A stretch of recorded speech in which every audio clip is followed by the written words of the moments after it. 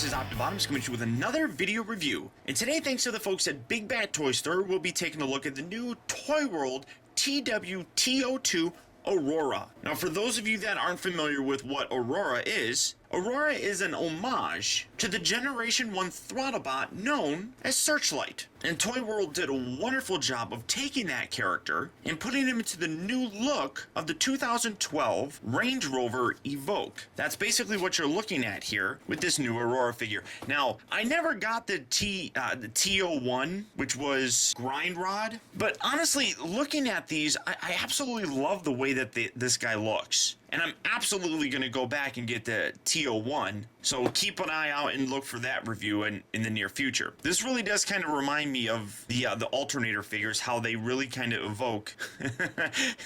It's funny. It's a play on words. It really kind of evokes how a real car looks, and it really evokes the Evoque. So I don't know. I'm silly. You got the image here on the side. You come around here to the back. You got the image of Aurora in his robot mode as well as vehicle mode. And again, the image of the toy in its back.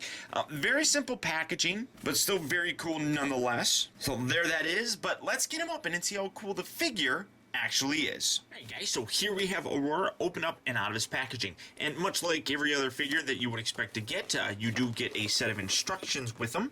With Aurora, and actually the instructions are fairly simple. He's a fairly easy figure to transform. And then he also comes with a collector card. Much like with a lot of the other Toyworld figures, it's a very hard, almost credit card thickness collector card. Very cool image of the toy. Flip around here on the back. More images of the toy as well as his technical specs. But again, I can't read what it says on here to tell you what an 889, 778.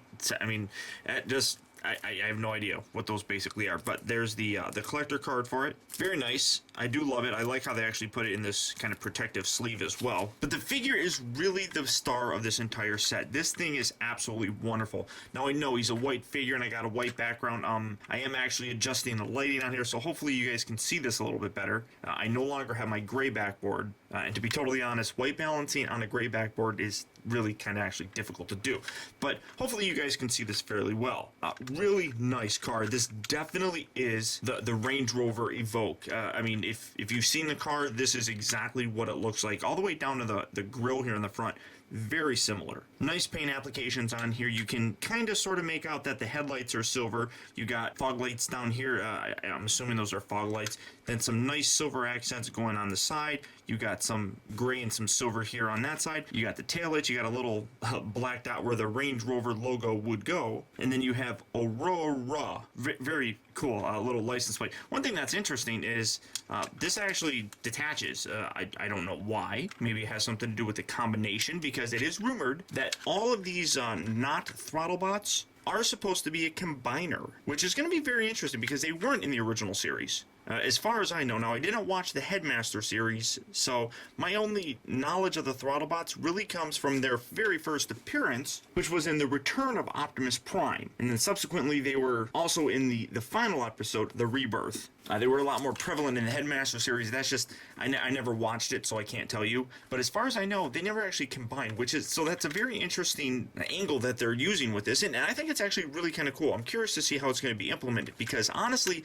when I look at this figure, other than this mysterious reason why this thing pops out, and that's really about it. And other than images that we've seen on places like Big Bad Toy Store that show him standing up like a leg, there's nothing to indicate that they actually do combine. The instructions don't show it, and there's like no kind of connector bit on here. So it's really very interesting. So I'm definitely curious about it. Now, for his accessories, you come up under here. It actually stores up underneath here. You just got the little slots in there that the handle actually pegs into. And here's his gun, actually, because I don't have fingernails, and I know I should at least grow one for video reviews or something. This is kind of tough to get into.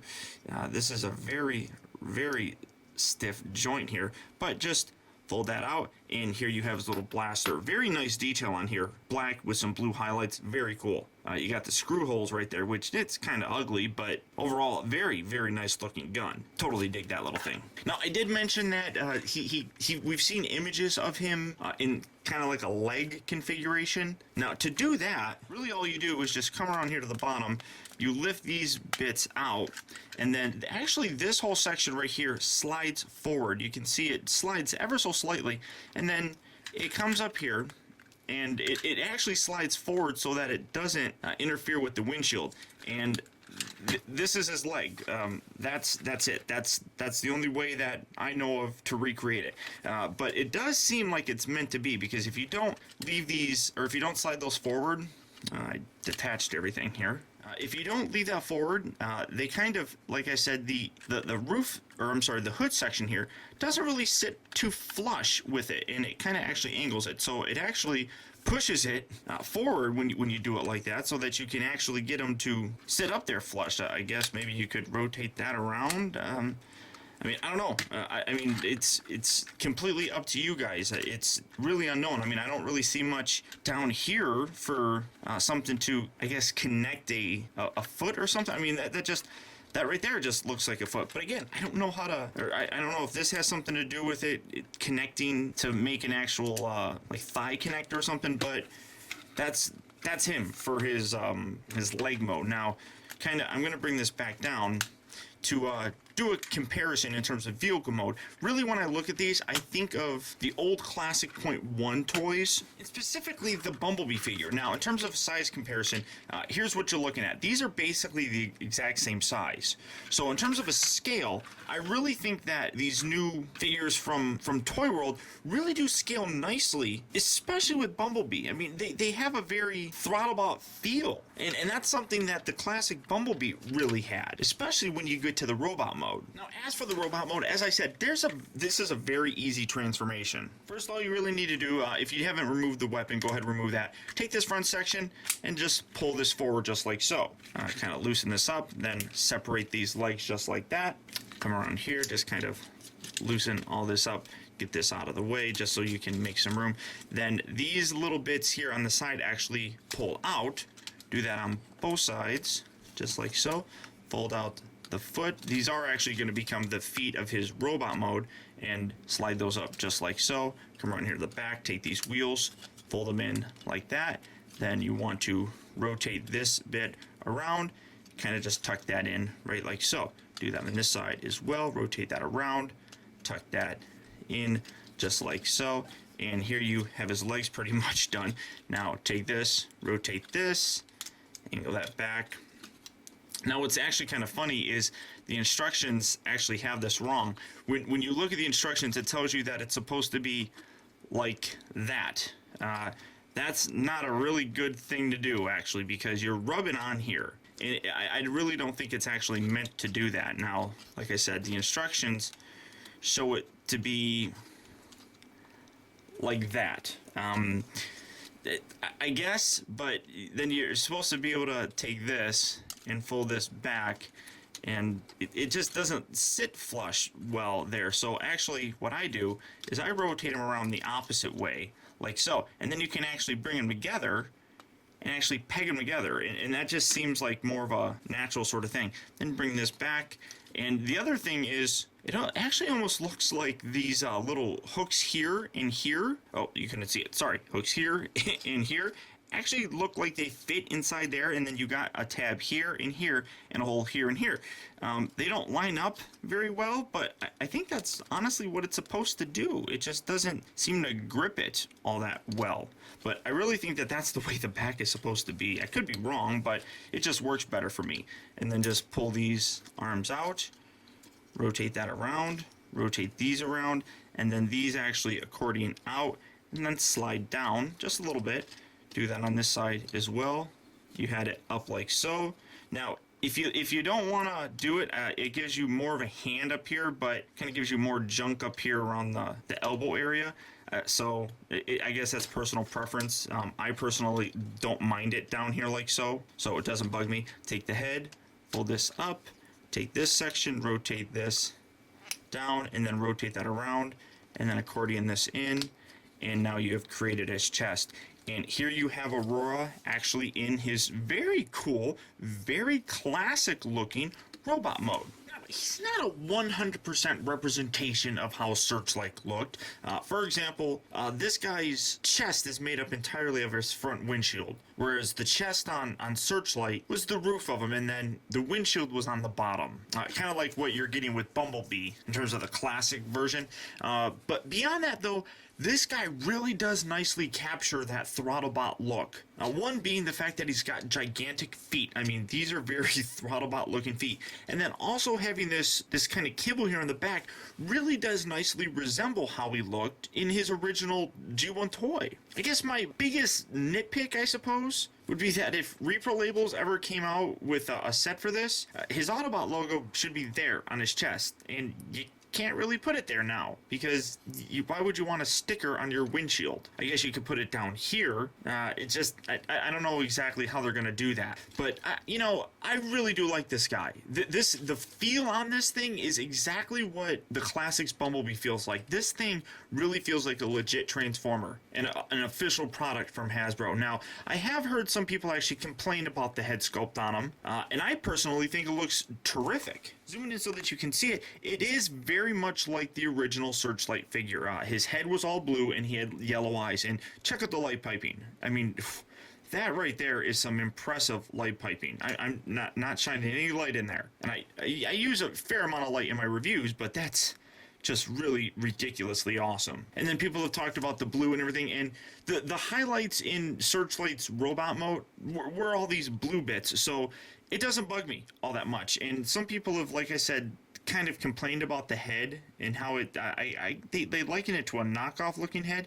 That really looks like Searchlight's head, especially with the mouth plate. To me, that's a spot-on representation. Now, for his articulation, his head is on this ball joint, but you don't get too. Well, actually, it's not even. I don't think it's on a ball joint. It just rotates left and right, and then it kind of goes up and down as part of that transformation. So you get a little bit of wiggle there. The shoulders are on ball joints, so full range of motion. They rotate at the upper part of the bicep. They bend at the elbow. The wrists here also do rotate. One thing that's really kind of cool is this hand is in a completely different mold than the other one. I mean, as you can see, this one has like kind of a look like this, whereas this one's a full-on fist, which is really very cool.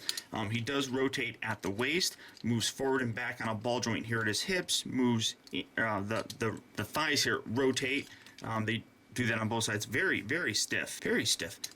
Bends here at the knee, and then the feet, I guess you could kind of say, have pivot. You can angle things around however you really want.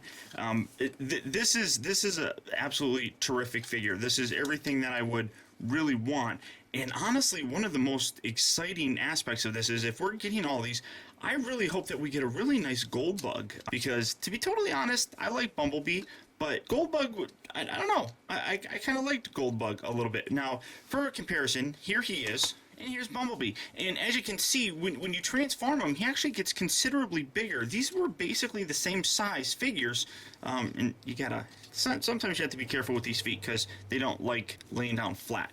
But basically they were the exact same height in terms of actual vehicle modes and such. The size difference really wasn't all that noticeable. Robot mode here, you can totally see there's a good height difference. So again, that just gives me another reason to really kind of want a Goldbug to be updated and really kind of fit with the whole Throttlebot scheme. And then for one more comparison with a more recent figure, here is the RID Transformers Prime Deluxe class Wheeljack, and as you can see, Wheeljack is a fairly small deluxe figure, but that's basically what you're looking at. I just happen to have Wheeljack here, so that's what I pulled out for you. Now, as for his accessories, like I said, he does come with his blaster, which fits very nicely in really kind of either hand. You could put it in his fist hand, or this one, if you are really so inclined. I guess that one looks a little bit more weird. The fist is a much better hand to kind of hold it in, so that works a whole lot better. Now, in terms of his peg size, here's the Electro Blaster or whatever from the Beast Hunter's smokescreen.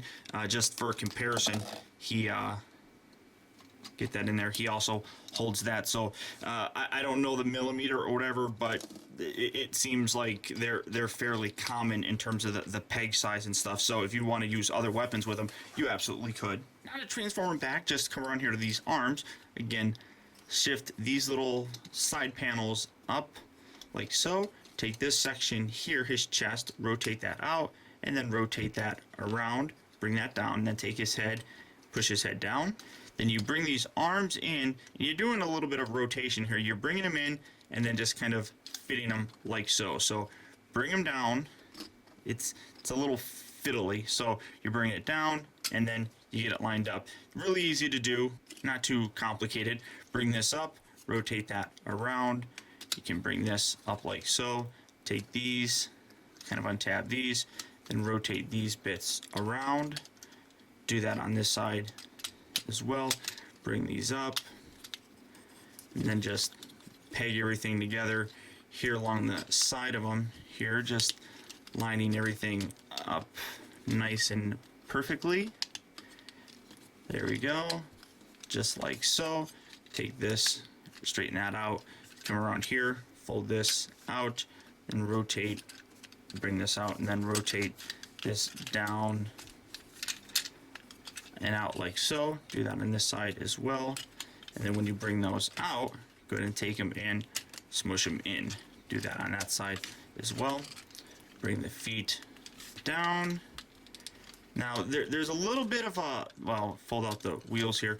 There's a little bit of a trick to this, kind of. You wanna, well, actually, I was gonna say, you wanna make sure that you get this little black section to fit inside that little groove, but sometimes it's a pain in the butt to line up because this little bit right here really should be a little bit more rounded. You just kind of push it. If that bit right here, like right across there, was a little bit more rounded, it would fit in there a little bit easier and you wouldn't have to push as hard, but you don't have to push that hard anyhow. Bring that together and then just accordion these legs down, and that's probably the most difficult part. And then sometimes, most times, at least with me, I don't get the sides lined up properly, so I have to pull them out and push them back in. There we go.